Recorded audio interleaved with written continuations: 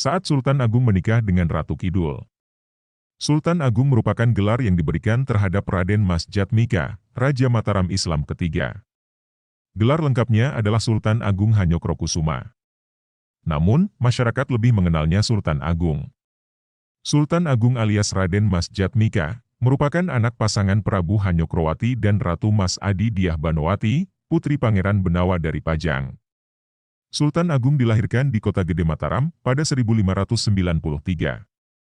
Sebelum naik tahta menjadi Raja Mataram, Sultan Agung dikenal juga dengan Raden Mas Rangsang. Setelah naik tahta, dia mendapat gelar Sultan Agung Hanyokrokusuma atau Prabu Pandita Hanyokrokusuma.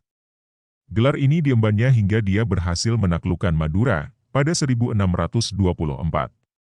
Sejak itu, gelarnya diganti menjadi Susuhunan Agung Hanyokrokusuma atau Sunan Agung Hanyokrokusuma. Pada 1640, gelar tersebut berganti lagi menjadi Sultan Agung Senapati Ing Alaga Abdurrahman.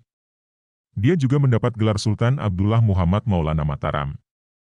Namun, dari semua gelarnya Sultan Agung yang paling akrab. Selanjutnya, penulisan ini akan memakai gelar Sultan Agung untuk menyebut Raden Mas Jatmika, Raja Mataram. Pada masa pemerintahannya, Sultan Agung berhasil membawa kerajaan Mataram Islam ke puncak kejayaan. Bukan tanpa sebab, selain karena terampil dalam memimpin, Sultan Agung juga dikenal dengan kesaktiannya.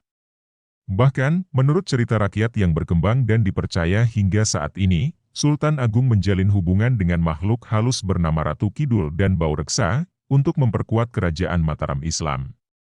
Kisah mistis Sultan Agung tersebut akan menjadi fokus pembahasan cerita pagi kali ini. Menurut cerita rakyat Yogyakarta, Sultan Agung menikah dengan Ratu Kidul. Pernikahan ini bersifat politis untuk kerajaan Mataram Islam. Dari pernikahannya itu, Sultan Agung mendapatkan kekuatan pasukan gaib.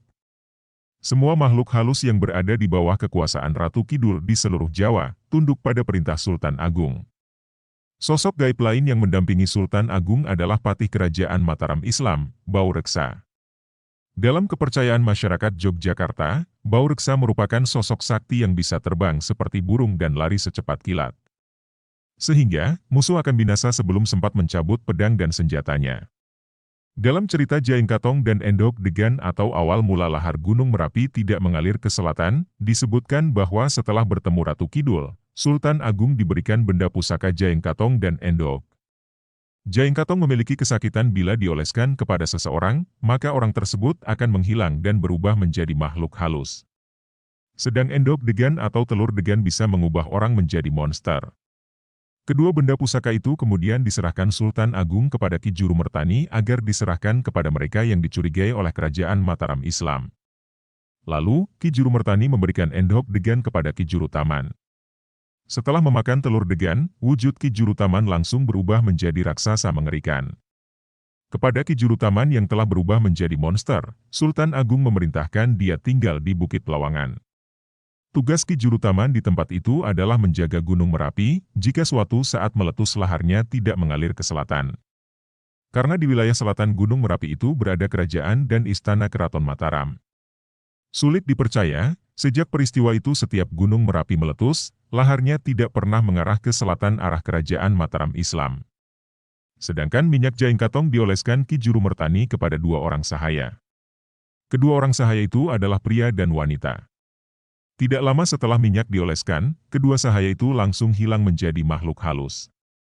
Keduanya lalu diberi nama Kiai Panggung dan Nyai Rasa. Kedua hamba sahaya itu oleh Sultan Agung diperintah untuk menjaga pohon beringin putih yang ada di Masjid Kota Gede. Hingga kini, kedua pohon beringin itu masih ada di wilayah Kecamatan Kota Gede, Yogyakarta. Dalam mitologi Jawa, kisah mistis Sultan Agung memiliki makna yang mendalam tentang kepemimpinan. Melalui cerita rakyat itu pula, pesan-pesan tersembunyi itu disampaikan. Sampai di sini ulasan singkat cerita pagi. Sumber tulisan, 1. So Egypto Abimanyu, Kitab Terlengkap Sejarah Mataram, Saufa, 2015. 2. Budiono Herusatoto, Mitologi Jawa, Oncor, 2012.